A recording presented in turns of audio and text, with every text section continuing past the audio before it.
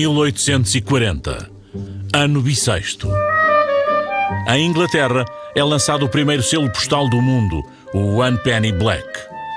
A coroa britânica e 540 chefes maoris assinam o Tratado de Waitangi, documento fundador da Nova Zelândia.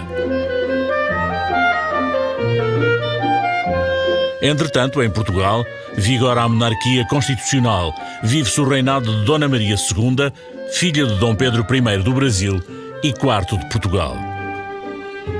Nos Açores, Ilha do Faial, cidade da Horta, nasce Manuel da Riaga, que virá a ser o primeiro presidente da República Portuguesa. Na cidade do Porto, a centralidade da Rua do Loureiro, muito frequentada por imigrantes do norte de Portugal e de Espanha, leva o empresário Bernardo Luís Vieira de Abreu a estabelecer-se como abonador de passaportes e vistos de imigração, assegurando também a venda de títulos de transporte em navios que então cruzam o Atlântico rumo à América do Sul, tendo por destino principal o Brasil.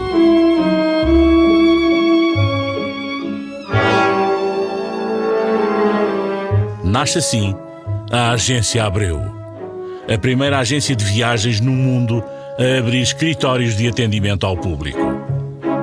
Em 1856 é inaugurado o caminho de ferro em Portugal. Em frente aos escritórios da Agência Abreu, o então Mosteiro de São Bento da Ave Maria não deixa adivinhar o que o futuro lhe reserva. 40 anos depois, virá a converter-se na estação de comboios central do Porto. Entretanto, em 1870, ano de forte incremento da imigração portuguesa rumo ao Brasil, agora tendo por destino principal o Rio de Janeiro, os negócios da empresa passam a ser geridos por Daniel de Abreu. Nestes tempos, fazem-se as últimas viagens nos antigos veleiros, os históricos clippers, e os mares passam a contar com a soberania dos navios a vapor.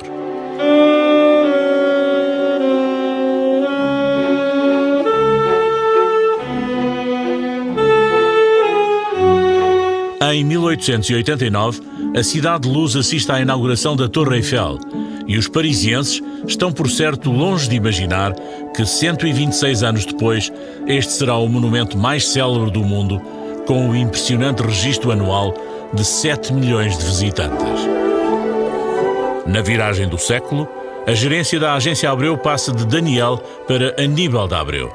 Estamos em 1902 e o Brasil continua a ser o primeiro destino da imigração lusa. Nesse mesmo ano, nasce em Diamantina, estado de Minas Gerais, o futuro presidente da República Brasileira, Juscelino Kubitschek de Oliveira, a quem, aliás, se atribui ascendência portuguesa pelo lado do pai, com prováveis raízes em Faf, distrito de Braga, região de fortes tradições migratórias.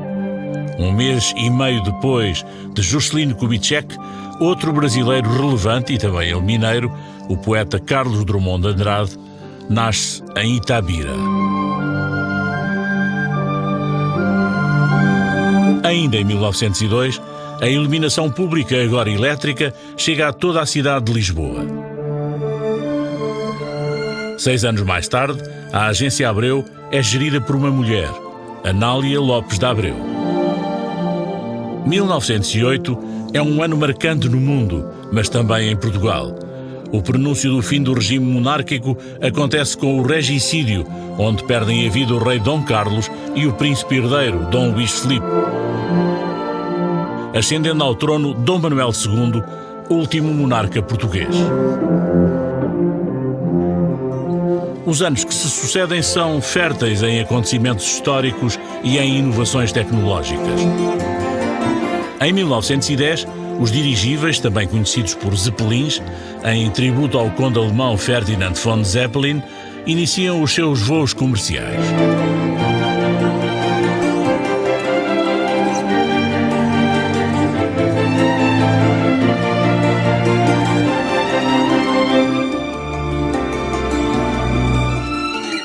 A 11 de novembro de 1918, assinala-se o final da Primeira Guerra Mundial.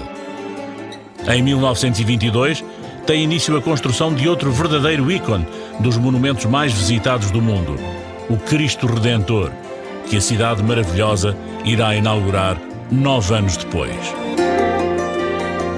Ainda em 1922, os portugueses Gago Coutinho e Sacadura Cabral realizam a proeza da primeira travessia aérea do Atlântico Sul, partindo de Lisboa e tendo como destino o Rio de Janeiro, onde chegam em tempo de comemorações do primeiro centenário da independência do Brasil.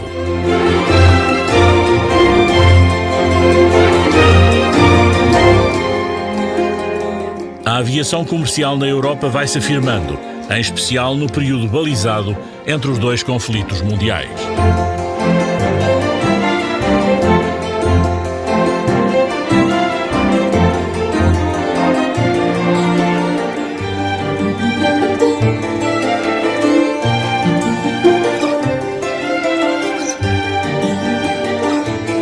Em 1924, numa parceria com o artista gráfico Rui Vaz, Fernando Pessoa lança a revista de arte Atena.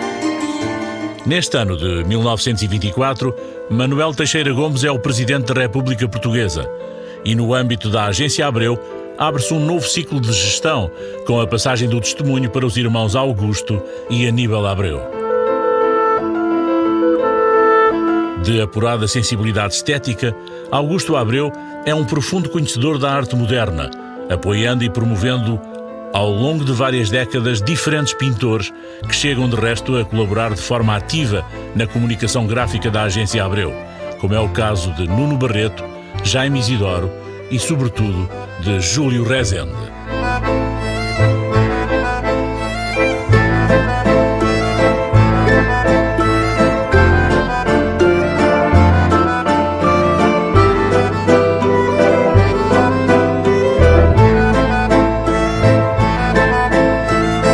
Aníbal Abreu, partilhando com o irmão a relevância de um serviço ao cliente, atento a todos os detalhes, tem um relacionamento próximo com os colaboradores da empresa e uma vocação nata para as relações públicas.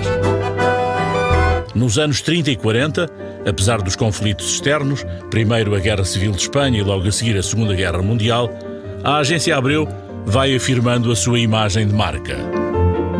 Em 1940, ao assinalar 100 anos de atividade, a empresa vê reconhecida pelo cliente a sua matriz de valores, assente na credibilidade, na segurança e na confiança.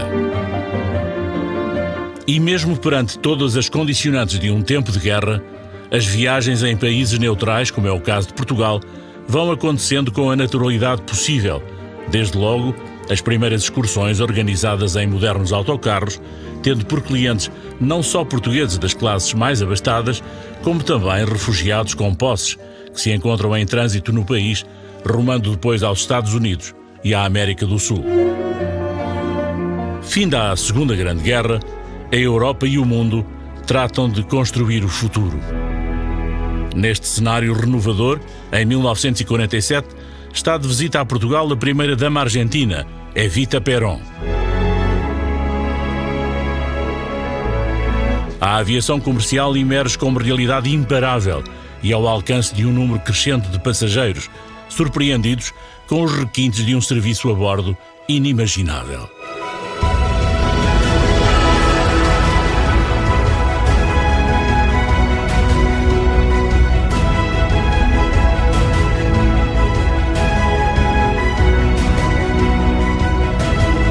No princípio dos anos 50, surgem as primeiras viagens de cruzeiro no Mediterrâneo.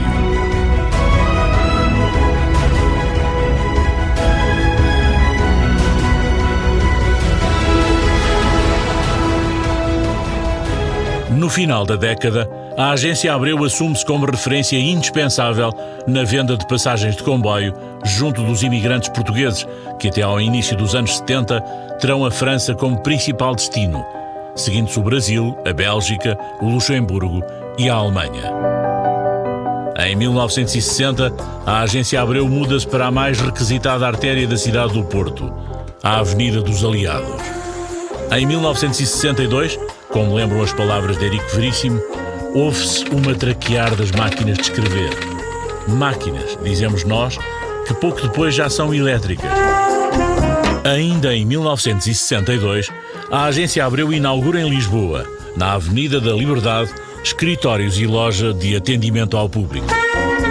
Entretanto, as viagens em circuito europeu iniciadas ainda nos anos 50, com automóveis americanos Dodge e Oldsmobile, então conduzidos por motoristas guia, passam doravante a ser efetuadas em autocarros sempre de última geração.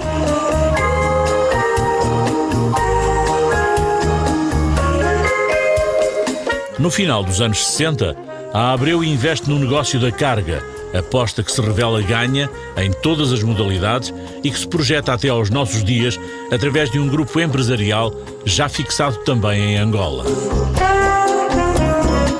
De regresso às viagens turísticas, a TAP inaugura a ligação aérea Lisboa-Rio de Janeiro, a 17 de junho de 1966, com o moderno avião Super Constellation. A agência Abreu, cujos proprietários têm já raízes no Brasil, segue nas asas da TAP para se fixar no mercado brasileiro. Tanto em São Paulo, na famosa esquina da Avenida Ipiranga com a Avenida São João, como no Rio de Janeiro, na Rua México.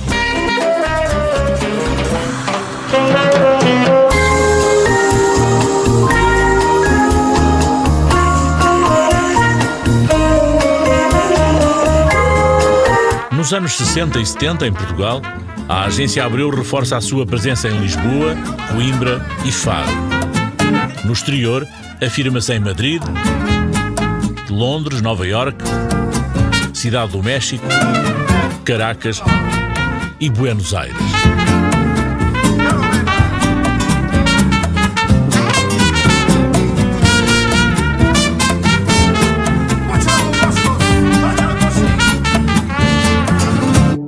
A Revolução de 25 de Abril de 1974 mexe com todo o tecido empresarial português.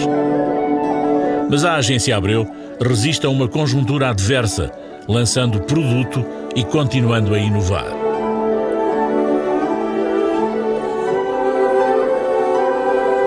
A comercialização de cruzeiros é incrementada nos anos 70 e 80, com fretamentos integrais de navios para viagens na costa brasileira, aos Açores, Madeira, Europa continental, Norte da África e Médio Oriente. A empresa contribui assim para o fortalecimento de uma indústria, a dos cruzeiros, que abre novas perspectivas ao turismo mundial, segmento de negócio em que a agência Abreu afirma igualmente a sua especialidade e a sua experiência única, tornando-se líder de mercado até hoje. Entretanto, o portfólio de produtos e serviços da empresa valoriza-se nas viagens empresariais, a par das áreas de grupos, congressos e incentivos. Reforçam-se competências na área do receptivo.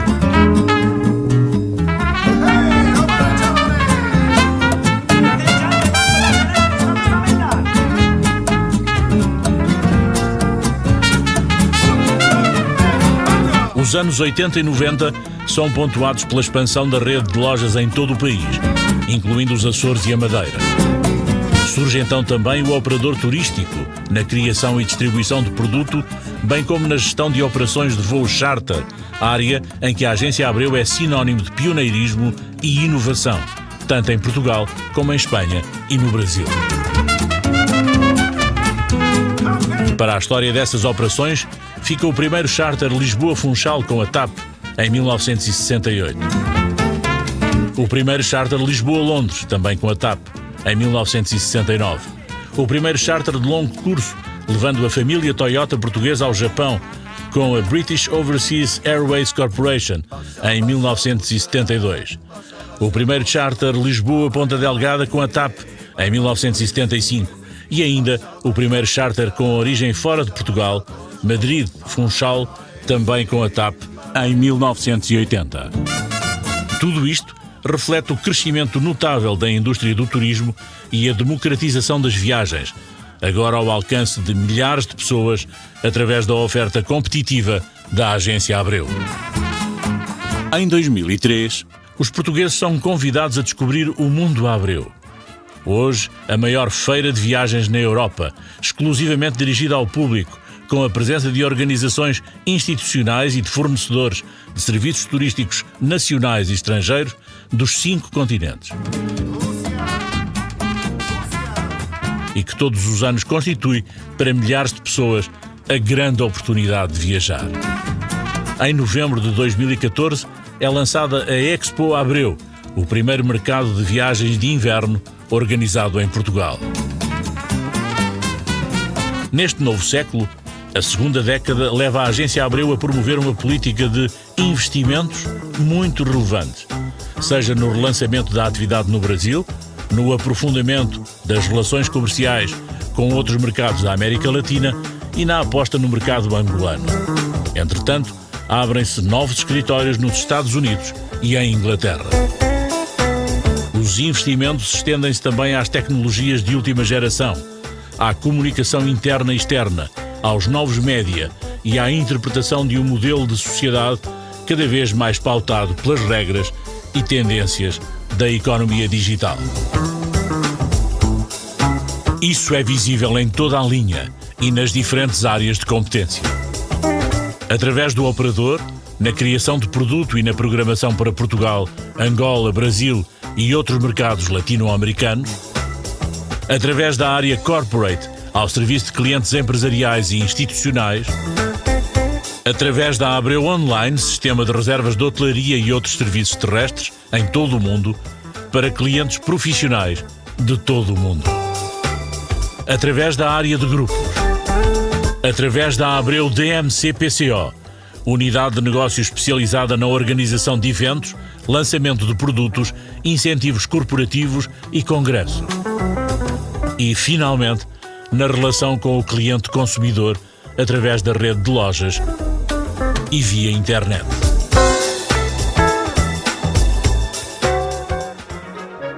A Agência Abreu é hoje a maior organização de viagens a operar no mercado português.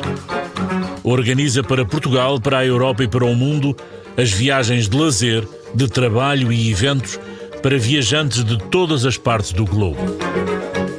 175 anos depois, e já como empresa globalizada, a Abreu continua a manter intacta a sua matriz de sempre, ao ter como proprietários os descendentes diretos do fundador. O reconhecimento e a confiança do mercado, que conferem à empresa solidez e liderança, são consequência da capacidade de inovação e desempenho insuperáveis do seu universo de colaboradores, envolvendo Portugal, Brasil, Angola, Espanha, Estados Unidos e Inglaterra. Uma grande equipa de 1.500 pessoas, inspirada numa cultura empresarial que vem de longe e que sempre elegeu como verdadeiro acionista o cliente. Tudo isto tendo por suporte um portfólio de produtos e serviços muito competitivo e um conjunto de parceiros de referência em todas as declinações do turismo e das viagens.